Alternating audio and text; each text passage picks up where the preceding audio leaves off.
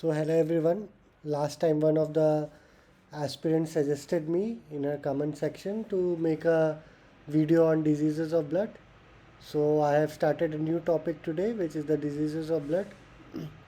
इस तरह अगर आप लोगों को भी किसी भी टॉपिक पे वीडियो चाहिए which you think is required for your examination जिसमें आप स्ट्रगल कर रहे हैं या आपको एक इंसाइट चाहिए तो just put that thing in the comment box so that मैं उस पर वीडियो बना सकूं। प्रेफरेबली अभी आप ओरल्स पैथोलॉजी पे ही कमेंट करें कौन से चैप्टर पे आपको चाहिए और विद इन दिस वीक ही करें क्योंकि जितना जल्दी होगा मैं वीडियो बनाते जाऊंगा सो दैट आपका टाइमली सारा चीज़ कंप्लीट होते जाए। तो again starting with the topic today diseases of blood. Diseases of blood is a very vast topic, लेकिन इसमें क्या है ना कि थोड़ा सा सिस्टमैटिकली मिलता नहीं है क्योंकि डेटा कलेक्शन इसका बहुत डिफ़िकल्ट है। मतलब it's a bit lengthy process कि कहाँ से कौन सा टॉपिक उठाना है, कैसे उठाना है। So in this video I have try to combine everything in one place so that एक सिस्टमैटिक मैनर में आपको सारा डिटेल मिलते जाए और आप इसके थ्रू आगे अपना प्रिपरेशन कर सकते हैं। चलो starting with the video. First thing first, coagulation factors. Coagulation cascade में कितने सारे फैक्टर्स होते हैं उन चीज़ों को हम लोग देखेंगे। जैसे they are total of 13 coagulating factors. वो सीरियल वाइज आप लोगों को लर्न होना चाहिए। इसमें कौन कौन से इंपॉर्टेंट फैक्टर्स हैं जिसको एग्ज़ाम में जनरली पूछा जाता है वो भी मैं आपको पॉइंट करूँगा साइड बाय साइड। तो like every other video I will suggest you to keep a pen and paper aside. तो जो भी पॉइंट्स मैं बोलता जाऊँ आप उसको जॉट डाउन करते रहेंगे तो it will help you remember easy. Anyways, तो number 1 is fibrinogen, number 2 is prothrombin, third is tissue thromboplastin, 4 is calcium, 5 is labile factor और proaccelerin, 6 in unassigned, 7th is stable factor और proconvertin, 8 is anti-hemophilic factor, 9 is plasma thromboplastin component, also known as Christmas factor, 10 is Stewart power factor, 11 is plasma thromboplastin antecedent, 12 is Hegman factor, 13 is fibrin stabilizing factor। इसमें से जो जो important parts है जिसको generally exam में पूछा जाता है वो आप याद कर सकते हैं। The first will be factor 4 which is calcium, factor 5 labile factor, factor 8 is very important which is anti haemophilic factor क्योंकि उसका डिफिशियंसी से हेमोफीलिया ए भी होता है। फैक्टर नंबर 9 इज़ इम्पॉर्टेंट जो जनरली पूछा जाता है एग्जाम में which is Christmas factor, that is factor number 9। उसके साथ plasma thromboplastin antecedent which is factor number 11। ये आप लोगों को याद रहना चाहिए। तो factor 4, factor 5, factor 8, factor 9 and factor 11, at least इतना का आपको बाय नेम पता होना चाहिए। अगर आप पूरा लर्न कर पाते हो तो it is very well and good, अगर नहीं भी लर्न कर पाते तो एटलीस्ट इतना का आपको जानकारी होना चाहिए। ठीक है। अब दो पार्ट्स में कोगुलेशन होता है, एक one is intrinsic pathway and one is extrinsic pathway. बहुत ज़्यादा डिटेल्ड इसका डिस्कशन हम लोग नहीं करेंगे, लेकिन इसको समझना इम्पोर्टेंट क्यों है क्योंकि उसके थ्रू हम लोग कौन कौन से पैरामीटर से एक्सट्रिंसिक पाथवे डिटरमाइन कर सकते हैं, कौन से पैरामीटर से इंट्रिंसिक पाथवे डिटरमाइन कर सकते हैं या कॉमन पाथवे डिटरमाइन कर सकते हैं। इसके लिए मैंने ये जस्ट मेंशन किया। तो इंट्रिंसिक फैक्टर में factor 12 gets converted into factor 12 A is activated form and 12A activates 11 to 11A, 11A then activates 9 to 9A, and in the presence of factor 8 and platelet membrane phospholipid and calcium ion के presence में factor 10 gets converted into factor 10 activated और फिर वो common pathway में जाता है। common pathway में prothrombin को थ्रोम्बिन में कन्वर्ट करके देन फिब्रिनोजन को फिब्रिन में कन्वर्ट करता है। थोड़ा सा फास्ट में भी आप लोग को फील करें, लेकिन आप एक दो बार इसको पढ़ेंगे तो अच्छे से समझ जाएंगे। सिमिलरली एक्सट्रिंसिक पाथवे भी इसी तरह का है। इसमें मेन फैक्टर फैक्टर 7A होता है which gets activated in presence of TF which is the tissue factor, then it again goes into the common pathway और फिर यहाँ पे क्लॉट बनता है with the help of factor 13। ठीक है, तो अब हमने ये वाला जो intrinsic and extrinsic pathway along with the common pathway का जो मैंने आपको फैक्टर्स दिया है, ये जनरली इसलिए मैंने दिया है कि प्रोथ्रोम्बिन क्या डिटरमाइन करता है। Like when we are assessing the blood parameters, उसमें अगर हम लोग पीटी असेस करते हैं तो वो आपको एक्सट्रिंसिक पाथवे दिखाता है। तो अब एक्सट्रिंसिक पाथवे में जितने सारे क्लॉटिंग फैक्टर्स आ रहे हैं, लाइक फैक्टर 5 है, फैक्टर 7 है, फैक्टर 10 है ना, अलॉन्ग विद दैट विटामिन के का डिफिशियंसी है, तो ये सब इतना चीज़ मतलब कॉमन होता है आपका एक्सट्रिंसिक पाथवे में, अलॉन्ग विद दैट ये फैक्टर ऐड होते हैं। तो इसलिए मैं बोल रहा हूँ, अगर आपको इन फैक्टर्स को आप देख पा रहे हैं अपने अगर आप देख रहे हैं कि प्रोथ्रोम्बिन का टाइम आपका बढ़ा हुआ है, तो आप जनरली समझ जाएंगे कि आपके एक्सट्रिंसिक पाथवे में कोई भी पैथोलॉजी हो रहा है। अब एक्सट्रिंसिक पाथवे में कौन कौन से फैक्टर्स पे पैथोलॉजी हो सकता है वो आप डिटरमाइन कर सकते हैं using this parameter, like factor 5, factor 7, factor 10, या फिर vitamin K deficiency and even in the presence of anti coagulants. ये क्वेश्चन भी बहुत आते हैं अब, और बहुत लोगों को कन्फ्यूज़न भी होता है कि अगर विटामिन के की डिफिशियंसी है तो उसमें पीटी बढ़ेगा, बीटी बढ़ेगा, या एपीटीटी बढ़ेगा, या पीटी बढ़ेगा। तो इसके लिए it will increase prothrombin time, PT. तो इसको अगर आप फॉलो करेंगे तो it will make this thing clear, ठीक है। सिमिलरली पार्शियल थ्रोम्बोप्लास्टिन टाइम, अगर पीटीटी बढ़ा हुआ है तो वो आपका intrinsic as well as common pathway दोनों को डिटरमाइन करता है। अगर आप देख रहे हैं कि पीटीटी आपके प्लॉटिंग पैरामीटर में रेज्ड आ रहा है, तो आप एक अनुमान लगा सकते हैं कि these factors 8, 9, 11, 12 as well as fibrinogen में कुछ गड़बड़ी है, एनी पैथोलॉजी इज देयर। अच्छा, इसमें जनरली एक क्वेश्चन, बहुत इंपॉर्टेंट क्वेश्चन पूछा जाता है, वो आप लिख लीजिए एक जगह इफ़ यू वांट टू, कि BT is normal, along with that there is increase in APTT activated partial thromboplastin time. तो वो कौन सा डिजीज़ में होता है? आपके ऑप्शंस में जो भी रहेंगे उसमें you will have to go for factor 8 deficiency, that is haemophilia A. Moving on to the next slide, कि हेमोफीलिया क्या होता है। तो haemophilia is a coagulating disorder of blood, already we are following that thing. इसमें लिखा है it is reduced activity of clotting factors 8, clotting factor 9, along with that other factors are also there which is not mentioned in this slide। तो आप इस पे आप और भी फैक्टर्स आएंगे जो हम लोग आगे डिस्कस करेंगे, तो it will make it more clear. It is transmitted via females to man, ये पॉइंट भी वेरी इंपॉर्टेंट है, because females are carriers and males are the sufferers.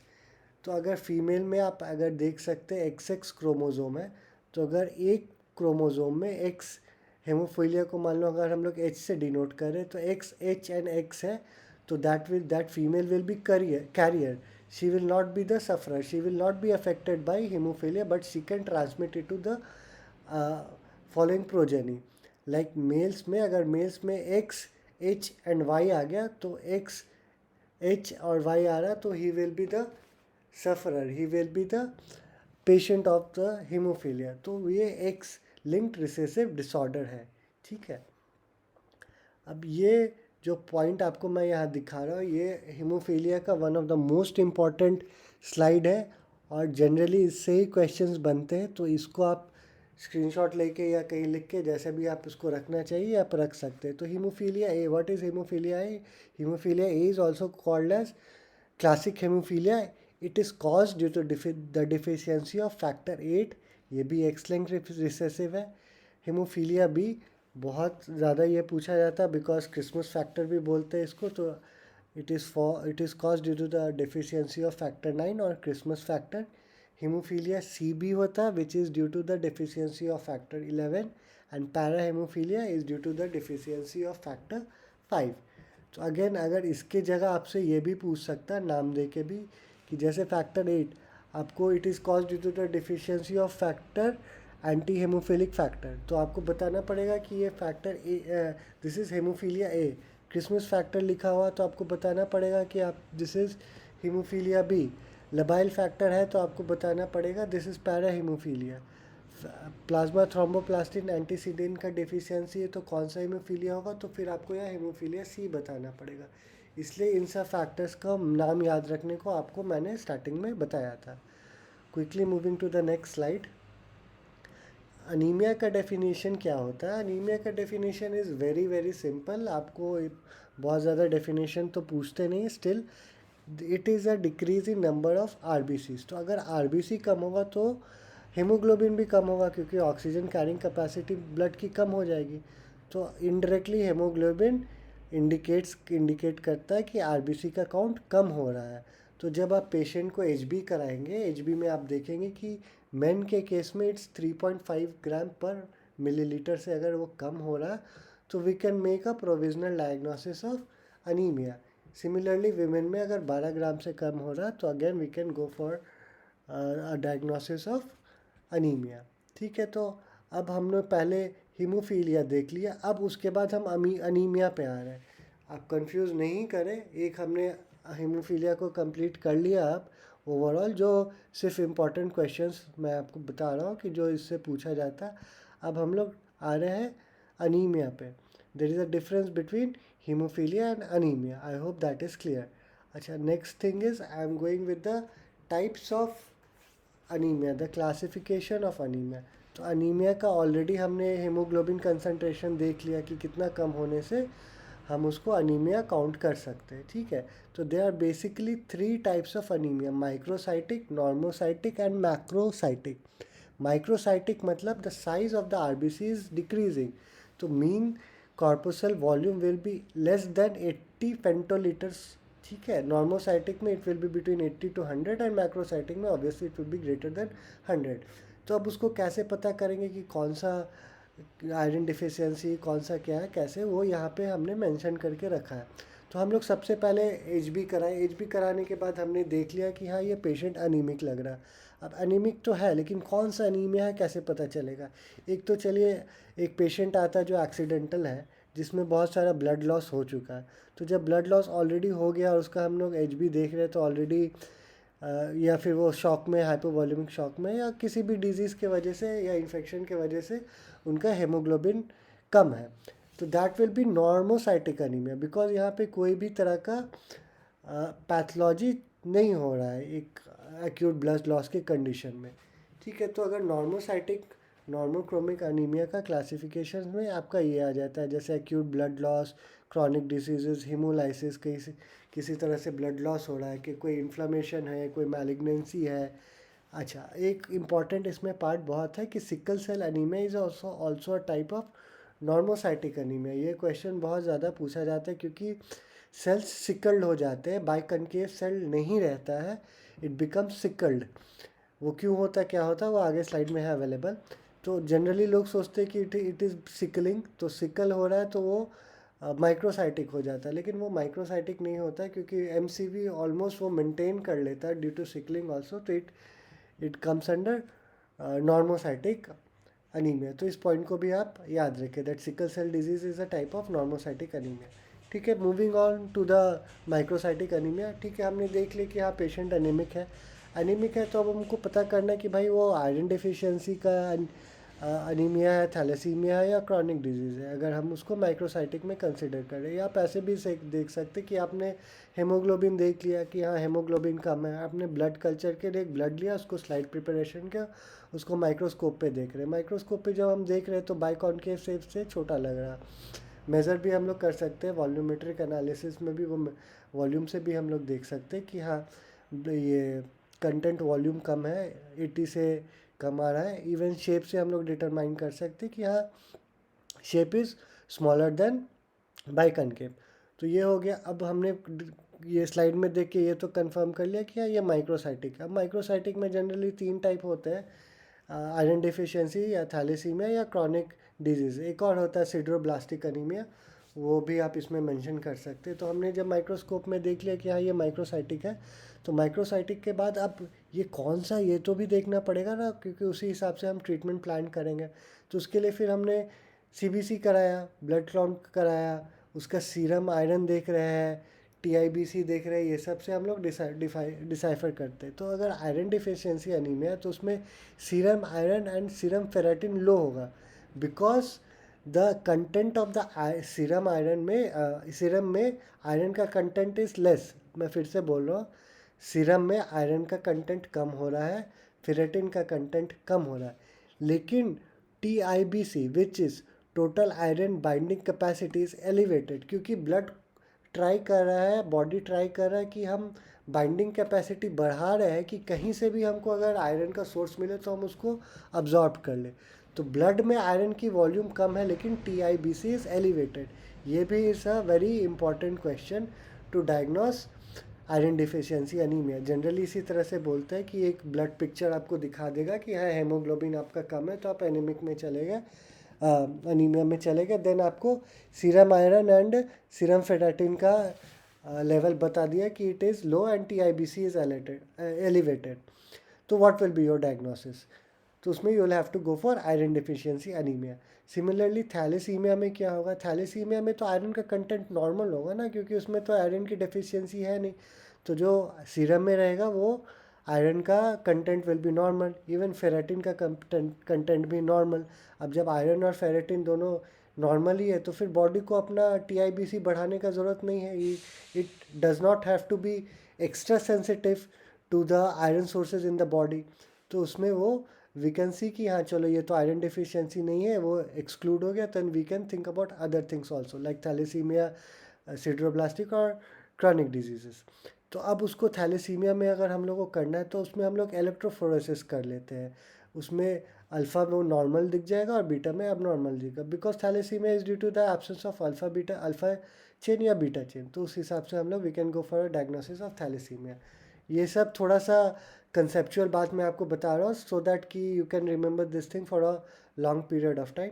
Similarly chronic disease में भी वही होगा कि आयरन रहेगा वो नॉर्मल रहेगा, फेरेटिन रहेगा वो भी नॉर्मल रहेगा, TIBC भी नॉर्मल रहेगा, लेकिन HB हीमोग्लोबिन B इलेक्ट्रोफाइसिस से वो भी नॉर्मल रहेगा। मतलब आपको सारा चीज़ जितने भी दिख रहे हैं वो पैरामीटर्स नॉर्मल है, लेकिन आपको ब्लड जो आप स्लाइड प्रिपेयर करके जब माइक्रोस्कोपिक एग्जामिनेशन करें तो देख रहे हैं माइक्रोसाइटिक है, तो it can be due to some chronic disease. Again और भी ब्लड का फाइंडिंग्स लेंगे और भी पिक्चर्स लेंगे, CBC करेंगे, that is complete blood count.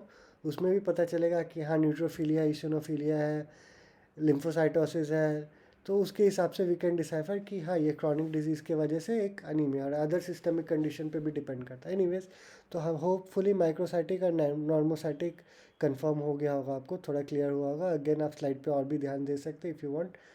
ठीक है, अब माइक्रोसाइटिक पे आते हैं। अगेन हमने स्लाइड प्रिपरेशन किया, अनीमिया आया, स्लाइड में देखा कि हाँ सेल्स के साइज़ बड़े, इट इज़ मैक्रोसाइटिक। मैक्रोसाइटिक मतलब बड़ा हो रहा है, ये छोटा हो रहा तो माइक्रोसाइटिक, बड़ा हो रहा तो मैक्रोसाइटिक। उसमें मैक्रोसाइटिक में हमें पता है कि 2-3 रीज़न से ही होते हैं, या तो विटामिन B12 का डिफिशियंसी या फोलेट डिफिशियंसी, और अदर इटियोलॉजी है जो कि हम लोग रूल आउट करके उसको हम लोग डायग्नोसिस करते हैं। तो हमने ब्लड टेस्ट किया, ब्लड में हम लोग पहले HB12 का लेवल देखा। HB12 का लेवल देखा तो उसमें देख रहा है कि हमने वो तो लो है, HB12 लो है। अगर B12 लो है तो सॉरी HB12 नहीं, विटामिन B12 लो है। विटामिन B12 अगर लो है तो वो फोलेट डिफिशियंसी के वजह से भी हो सकता है, विटामिन B12 डिफिशियंसी के लिए भी हो सकता है। तो उसके लिए हम लोग MMA लेवल्स को चेक करते हैं। MMA इज़ मिथाइल मेलोरोनिक एसिड, ठीक है। तो अगर विटामिन B12 की डिफिशियंसी है तो MMA का लेवल बढ़ा रहेगा, और अगर वो नॉर्मल है तो फोलिएट की डिफिशियंसी है। अगर ये दोनों भी हम लोग देख रहे हैं कि ये दोनों कॉज नहीं है, अगर B12 एंड फोलेट दोनों का ये काउंट नॉर्मल आ रहा है, then the etiology is something else. Something else में क्या हो सकता है? ये अल्कोहलिज्म होता है, बोन मैरो डिसऑर्डर हो सकता है, हाइपोथायरॉयडिज्म हो सकता है, लिवर डिजीजेज हो सकता है, एंटीवायरल और कीमोथेरेपी के वजह से भी हो सकता है। तो यही है, थोड़ा सा कंसेप्चुअल मैंने बताने का ट्राई किया है, लेकिन आप मोटा मोटी अगर याद रखें तो माइक्रोसाइटिक में आपको iron deficiency, thalassemia, chronic diseases along with sideroblastic anemia, और नॉर्मोसाइटिक में एक्यूट ब्लड लॉस। आप ब्लड लॉस को ही कर ले कि जो भी रीज़न से ब्लड लॉस हो सकता है, और उनके वजह से दिस विल बी नॉर्मोसाइटिक। और सिकल सेल इसमें ज़रूर याद है कि माइक्रोसाइटिक में विटामिन B12, फोलेट डिफिशियंसी, मोटा मोटी इतना ही है। ठीक है, moving on to the next slide. चलिए अब हम लोग सबसे पहले आयरन डिफिशियंसी एनीमिया डिस्कस करेंगे, which is also very important. It is full of clinical feature, it is a most common form of anaemia. तो आयरन का अब्जॉर्प्शन कहाँ से होता है? आयरन का अब्जॉर्प्शन डिओडेनम और प्रॉक्सिमल जेजिनम से होता है। तो this are the two places. ये भी पूछा जाता है पीएससी एग्जाम्स में, तो थोड़ा कम पूछा जाता है, लेकिन MDS and NEET MDS plus INICT ये सब के क्वेश्चन में पूछा जा सकता है। इसका मतलब ये नहीं है कि पीएससी में नहीं पूछा जा सकता, तो थोड़ा सा आप इस पर भी ध्यान रखें। तो excess form of iron storage क्या होता है? फेरेटिन होता है, हेमोसेड्रिन होता है। ऑलरेडी हमने प्रीवियस स्लाइड में देखा कि फेरेटिन का लेवल क्या है क्या नहीं, उससे भी हम लोग डिसाइफर करते हैं। Again it is associated with a very important syndrome which is known as Plummer Vinson syndrome. तो Plummer Vinson syndrome is a triad of iron deficiency, anaemia, koilonychia and increase risk of carcinoma of upper alimentary tract. तो ठीक है, यहाँ पे एक spoon shape needle जिसको कोलोनोकिया भी बोलते हैं, यहाँ पे आप देख सकते हैं। ओरल मैनिफेस्टेशन में क्या होता है कि फिलीफॉर्म पैपिले पे का अट्रॉफी हो जाता है, तो इस तरह का वो दिखने लगता है। थोड़ा सा ये साइनी अपीयरेंस हो सकता है। आप देख पाएंगे कि taste buds and filiform papillae is absent, और ब्लड स्मीयर में टारगेट सेल्स दिखता है, which is also very important characteristic and important histological feature in the diagnosis of iron deficiency anaemia. ये हमने पॉइंट पहले ही डिस्कस किया था प्रीवियस स्लाइड में कि iron and ferritin level decrease हो जाता है, और इसलिए TIBC बहुत सेंसिटिव हो जाता है कि हम को ब्लड में कहीं से भी आयरन का सोर्स मिल रहा है तो हम will look out for it. कहीं भी आयरन मिलेगा वो विल अब्जॉर्ब इट। ठीक है, moving out to the next disease which is pernicious anemia. ठीक है, पर्नीशियस एनीमिया का अदर नेम भी थोड़ा याद रखिए, एडिसन्स एनीमिया और ये बाइमर्स एनीमिया भी उसको हम लोग बोलते हैं। It is cause due to deficiency of vitamin B12 या फिर एरिथ्रोसाइट मैचुरेशन फैक्टर और Castle intrinsic factor. Castle intrinsic factor आपको स्टमक में मिलता है, उसके बारे में बताता हूँ आगे। इसमें ये ऐसा एनीमिया है ना जिसमें आपको न्यूरोलॉजिकल डिफिशियंसीज भी मिल सकता है, न्यूरोलॉजिकल इफेक्ट्स भी मिल सकता है, because it causes degeneration of myelin sheath. ठीक है, अब माइलिन शीथ क्या होता है आप लोगों को पता ही है कि वो नर्व मेम्ब्रेन को माइलिन शीथ्स बोलते हैं, जिसको जो ओलिगोसाइट्स जिसको बनाते हैं, and it helps in saltatory conduction. These are the things जो फिजियोलॉजी में आता है। खैर जो भी है, ये इसलिए उसको वो अफेक्ट करता है, तो आपको न्यूरोलॉजिकल सिम्टम्स दिखेगा। तो ओरल मैनिफेस्टेशन इसका क्या है, ये वेरी इंपॉर्टेंट है। बीफी रेड टंग है एंड हंटर्स ग्लोसाइटिस या मोलर्स ग्लोसाइटिस होता है। अब हिस्टोपैथोलॉजिकल फाइंडिंग्स में आपको Howell Jolly bodies and Cabot's ring दिखता है। ये 4 पॉइंट बहुत इंपॉर्टेंट है, ये आपको एग्जाम में पूछता है। बस आप कीवर्ड्स याद रखें तो it will help you to get to the diagnosis. तो गैस्ट्रिक चेंजेस क्या होता है? लैक ऑफ HCl सिक्रेशन है तो होता है, एक्लोरोडायरिया होता है। तो क्या है ना बात कि विटामिन B12 का एब्जॉर्प्शन के लिए स्टमक में HCl का प्रेजेंस होना इम्पॉर्टेंट है। अगर किसी भी रीज़न से आपके स्टमक में या किसी के भी स्टमक में HCl का सिक्रेशन कम हो रहा है due to any kind of pathological condition, तो absorption of vitamin B12 will be hindered, so that will again cause pernicious anemia. And this is which with lack of HCl secretion, it activates Castle intrinsic factor, which in turn helps in the absorption of vitamin B12। ठीक है, फिर से मैं एक बार बता रहा हूँ आपको कि पेट में HCl सिक्रीशन कम हो रहा है। HCl सिक्रीशन कम होने के वजह से ये कासल इंट्रिंसिक फैक्टर्स जो है वो extrinsic factors like vitamin B12 का अब्जॉर्प्शन नहीं कर पा रहा है, जिसके वजह से अनीमिया हो रहा है। अब अनीमिया हो रहा है उसमें क्या क्या फीचर्स आएंगे? माइलिन शीथ का अब्जॉर्प्शन डिजेनरेशन ख़राब हो जाएगा, जिसके कारण न्यूरोलॉजिकल डिफेक्ट दिखेगा। ओरल मैनिफेस्टेशन में बीफी रेड टंग, हंटर ग्लोसाइटिस, मोलस ग्लोसाइटिक। हिस्टोपैथोलॉजी में होयल जॉली बॉडले एंड कैबॉट स्ट्रिंग दिखेगा। बस इतनी सी बात है, इसको आप याद करने का ट्राई रखें। ओके,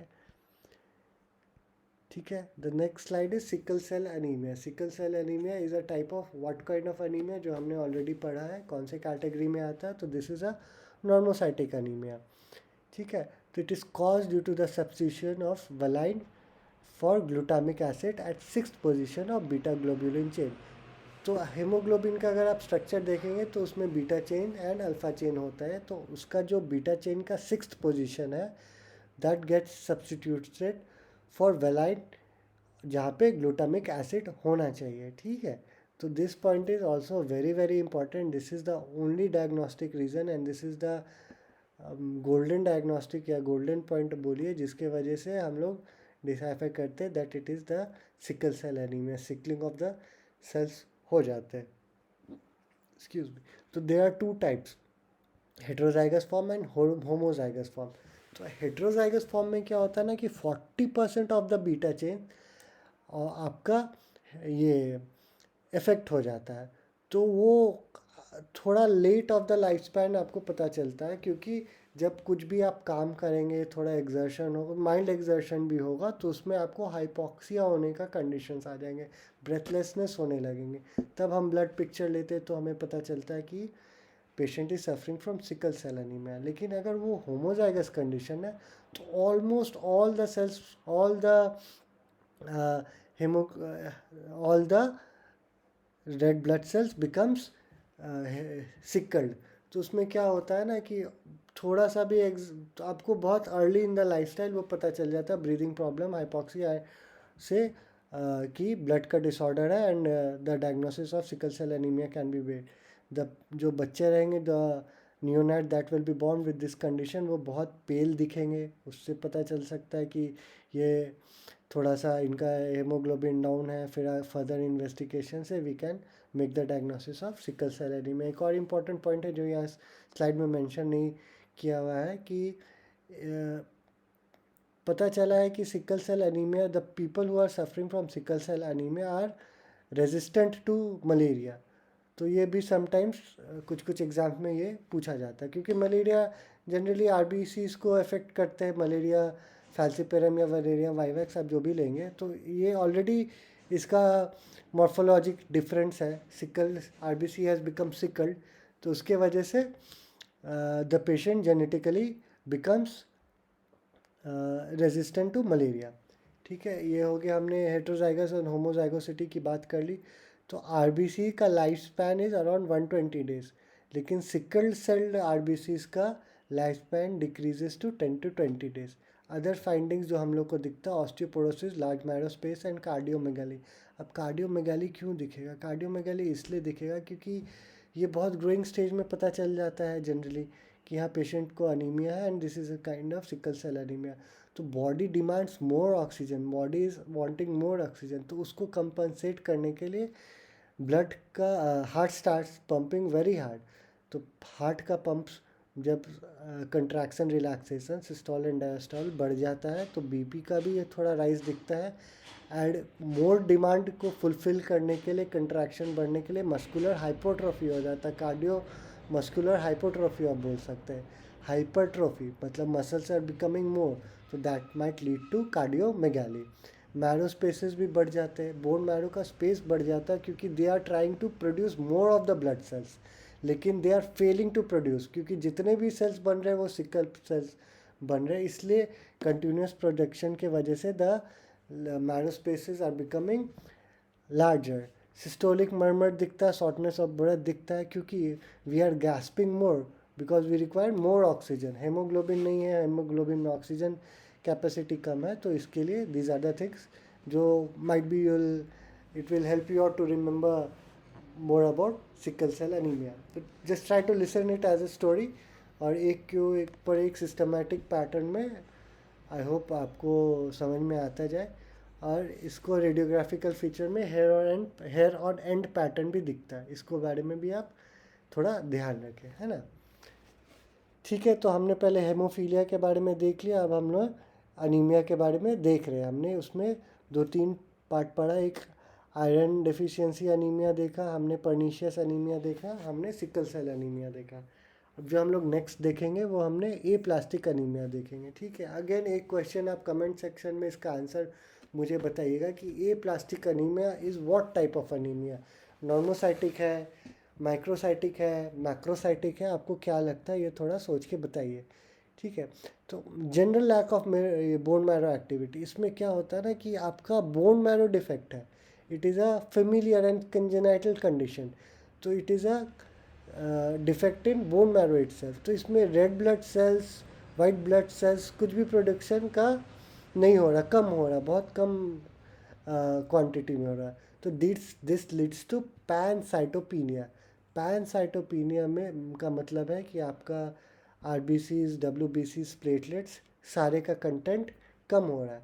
तो इसका फीचर्स क्या होगा? जिंजाइवल ब्लीडिंग्स हमें जो दिखता है, being a dentist will have to keep a very good close look on oral structures, तो उसमें हमने जिंजाइवल ब्लीडिंग देख सकते हैं। इन्फेक्शन टू रेजिस्टेंस होगा क्योंकि डब्ल्यूबीसी है नहीं, इम्यूनिटी कमज़ोर रहेंगी। ओरल ओरल अल्सरेशन इन ओरोफैरिंग्स, ये सब दिखेगा।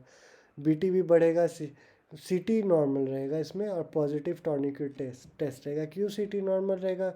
कोगुलेटिंग डिसऑर्डर तो है नहीं, कोगुलेटिंग फैक्टर्स का तो इसमें डेफिशिएंसी कुछ दिख नहीं रहा है।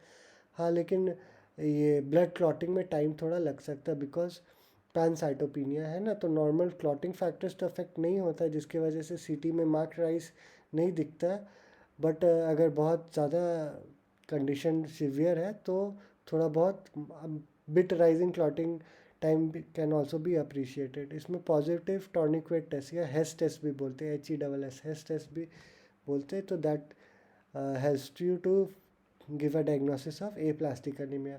क्वेश्चन में पैनसाइटोपिनिया पे बहुत ध्यान रखें, फैनकानी सिंड्रोम पे ध्यान रखें। फैनकानी सिंड्रोम में एप्लास्टिक एनीमिया का ये कंजेनिटल फॉर्म को ही बोलते हैं, कुछ ये अलग से बड़ी बात है नहीं।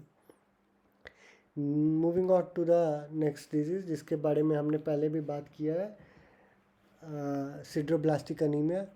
तो इसके बारे में हमने पहले बता दिया है कि ये माइक्रोसाइटिक है, नॉर्मोसाइटिक है या मैक्रोसाइटिक है। तो it is a type of microcytic anaemia. ठीक है, होप आपको आपके सबकॉन्शियस माइंड में ये आ रहा है। तो again it is cause due to the deficiency of aminolevulinic acid synthetase requires for haem synthesis. ठीक है, तो ALVS का डेफिशिएंसी से ये होता है।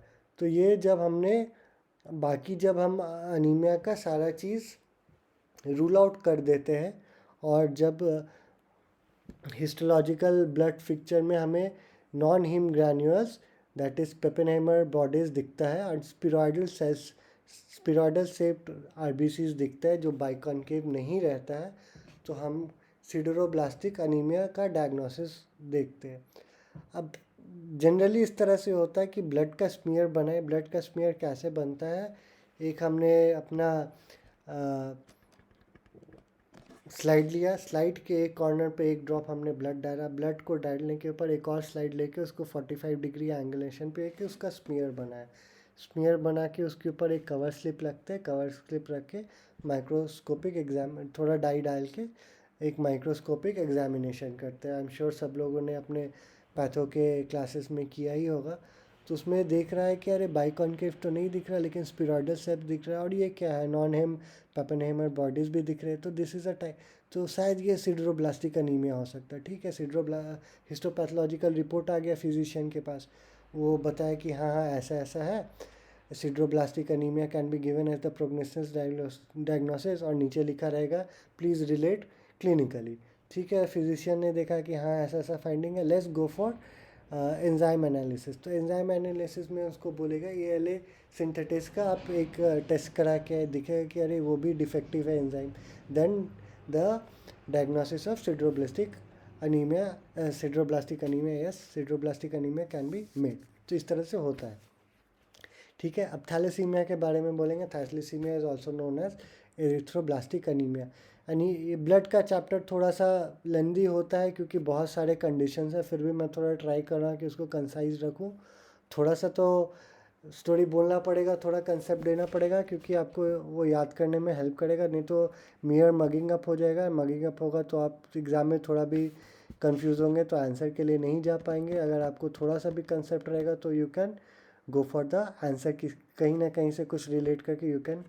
पर्सनल एक्सपीरियंस से बता रहा हूँ कि थोड़ा सोचेंगे तो you might get an answer about that. Anyways, thalassemia के बारे में बात कर रहे थे, तो there are 2 types of thalassemia, alpha thalassemia and beta thalassemia. अगर अल्फा चेन का डेफिशिएंसी होगा तो अल्फा थैलेसीमिया, बीटा चेन का डेफिशिएंसी होगा तो बीटा थैलेसीमिया। अब कौन कौन से फॉर्म होते हैं, heterozygous, homozygous and homozygous, homozygous beta and homozygous alpha. अगर हेट्रोजाइगस है तो it will be a minor, minor जब भी रहेगा तो उसको ट्रेड से भी हम लोग बोल सकते हैं कि उसमें कुछ कुछ सिम्टम्स रहता है, लेकिन बहुत मेजर कंसर्न नहीं है। ऑब्वियसली मेजर कंसर्न तो है, लेकिन फिर भी अगर हम कंपेयर करेंगे होमोजाइगस फॉर्म से तो थोड़ा बहुत वो नहीं है। ठीक है, अगर बीटा फॉर्म में होमोजाइगस फॉर्म में अगर बीटा में है तो it will be called as thalassaemia major, और अगर अल्फा फॉर्म में हेमोजाइगस है तो it will be called as haemoglobin A और Bart's disease, which is a very fatal form. बहुत मतलब इट्स हार्डली पीपल सर्वाइव अगर आपका होमोजाइगस अल्फा फॉर्म में है तो। और फीचर्स क्या देखेंगे, चिपमंक फीसीज, रोडेंट फीसीज या फेसास बॉडीज, हाइमोक्रॉस हाइपोक्रोमिक एंड माइक्रोसाइटिक आरबीसीज, ये हमने पहले ही वो उस वाले स्लाइड में डिस्कस किया था। अच्छा, इसमें भी सॉल्ट एंड पेपर इफेक्ट और हेयर ऑन एंड या क्रू कट पैटर्न दिखता है, which is a radiographic finding. तो होपफुली आपको क्लियर होते जा रहा है। अगर फिर भी कुछ क्लियर ना हो, कुछ डाउट लगे तो आप you can always comment that into the text comment box. ठीक है, प्लस हमारा टेलीग्राम का भी चैनल है, उसका लिंक मैं डाल दूंगा, आप उसमें भी कमेंट करके कुछ भी क्वेश्चन पूछ सकते हैं। उसमें मैं लेटेस्ट वैकेंसी के अपडेट्स भी डालता रहता हूँ। इसका अगर आपको पीडीएफ चाहिए ये स्लाइड्स का तो वो भी बोलिएगा, तो मैं उस पर भी डाल दूँगा। थोड़ा सा एफर्ट आप लोग भी दीजिए तो it will also help me to make more videos. Anyways, erythroblastosis fetalis ये जानते ही होंगे आप लोग, इवन 10 में 12 में भी we study about this disease. तो जनरली क्या होता है कि mother is R H negative and father is R H positive. तो जो फीटल रहता है इट इनहेरिट्स पेरेंट्रल फैक्टर, मतलब फादर का फैक्टर वो इनहेरिट करता है। तो जब वो आर एच पॉजिटिव हो गया और mother is R H negative, तो antibody starts getting produce in fetus. तो वो हेमोलाइसिस करता है and this generally occurs in succeeding या सेकेंड प्रेगनेंसी। पहले वाले प्रेगनेंसी में ये does not affect much, but जो सब्सिक्वेंट प्रेगनेंसीज होती है उसमें जनरली ये एंटीबॉडी का प्रोडक्शन ज़्यादा देखा गया है। ये हमारे डेंटल पॉइंट ऑफ व्यू में भी इम्पॉर्टेंट है, क्योंकि इसमें कुछ सारे ओरल मैनिफेस्टेशन है। इसको डायरेक्ट कोम टेस्ट से डायग्नोस किया जाता है। Plus history is also very important part in this. तो ओरल में आपको क्या क्या फाइंडिंग्स मिलेगा, तो deposition of bilirubin in enamel and dentin, greenish brown hue of the teeth, enamel hypoplasia कहाँ दिखता है, इंसाइजल एज का प्राइमरी एंटीरियर टीथ में दिखेगा, क्योंकि न्यूली बॉर्न बेबीज़ में ही हो रहा है, एंटीबॉडीज़ तो पहले ही प्रोड्यूस हो रहा है, तो आपको प्राइमरी टीथ में ही दिख जाएगा वो। और आर एच हम्प दिखता है, कहाँ दिखता है, प्राइमरी कनाइन का मिडिल थर्ड में एंड मोलर्स का भी मिडिल थर्ड में। तो कहाँ कहाँ आपको दिखता है ये भी आप याद कर सकते हैं। ग्रीनिश डिस्कलरेशन होता है, R H hump is the diagnostic feature, क्योंकि आर एच हम्प सिर्फ एरिथ्रोब्लास्टिस फीटालिस का ही ओरल मैनिफेस्टेशन को डिसाइफर करने के लिए दिया हुआ है। तो कहीं पे भी आपको ये दिखे तो आँख बंद करके you can go for erythroblastosis fetalis. ठीक है, व्हाट इज़ ए ग्रैनुलोसाइटोसिस? ए ग्रैनुलोसाइटोसिस में ब्लड में ग्रैनुलोसाइट का कंटेंट बढ़ जाता है, जो कि यहाँ मेंशन नहीं किया हुआ है। Anyways that is the thing. It is also called as malignant leukopenia. Medical profession में बहुत कॉमन है। अल्सर्स दिखते हैं, इन्फ्लेमेटरी सेल्स दिखते हैं, ग्रेइस ब्लैक मेम्ब्रेन दिखता है, एंड इन वो केस में ओरल सर्जरी इज़ कंट्रा इंडिकेटेड। तो अगर इसका आपको डायग्नोस्टिक पॉइंट्स क्या है जो आपको पूछा जाता है एग्जाम में, पहला है ग्रैनुलोसाइट्स का कंटेंट बढ़ जाता है, दूसरा है मैलिग्नेंट ल्यूकोप्लेकिया, तीसरा it is common in malignant surgery तीसरा कॉमन है कि it is common in medical professionals, and the last thing which is asked in this that oral surgery is contraindicated. Okay.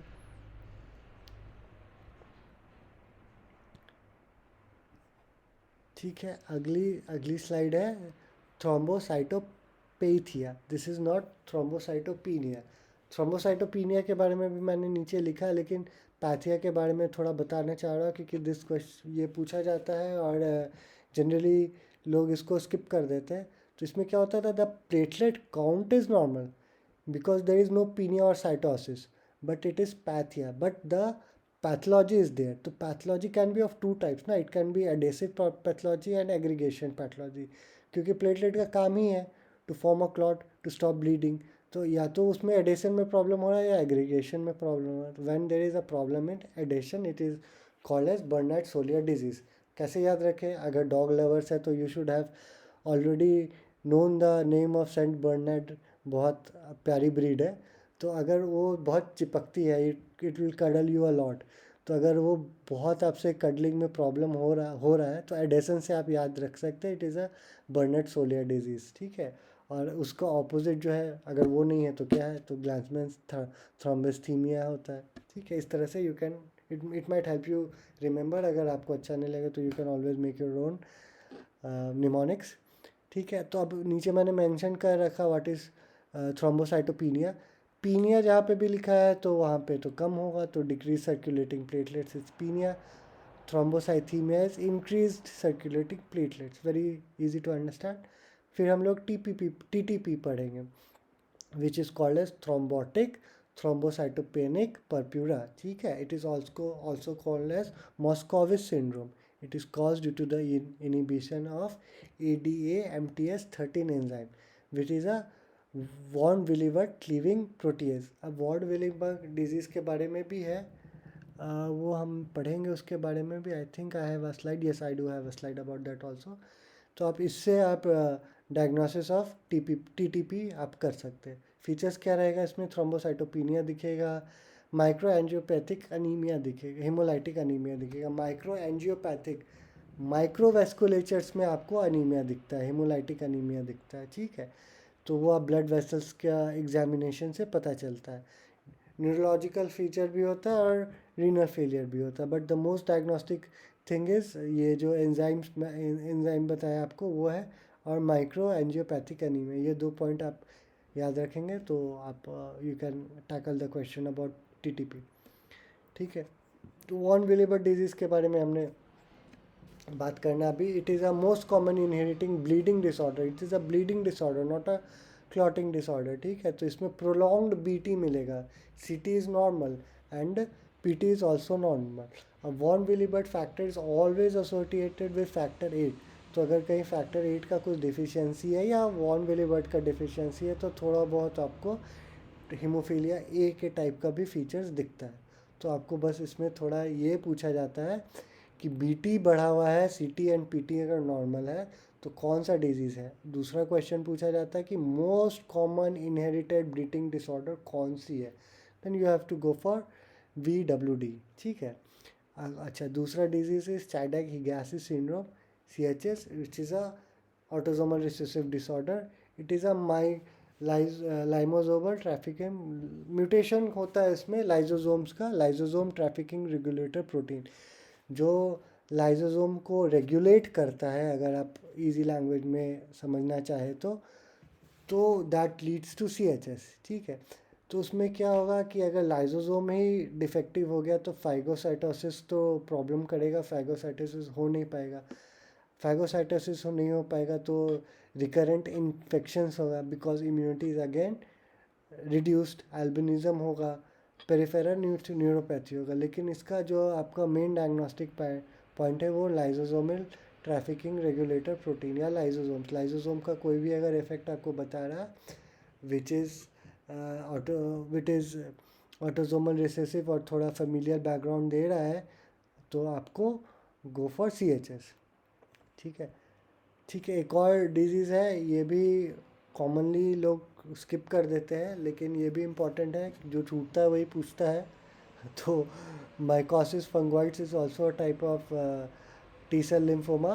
तो उसको क्या होता है ना, it is also known as Alibert Bazin syndrome और ग्रैनुलोमा फंगोइड्स। तो मैंने जैसे बताया it is a most common form of cutaneous T cell lymphoma. इसमें टी सेल लिम्फोमा क्यूटेनियस है तो स्किन फाइंडिंग्स आपको मिलेगा, रैशेस मिलेंगे, ट्यूमर्स मिलेगा, लीजन्स में स्किनी लीजन्स मिलेगा, तो यही है।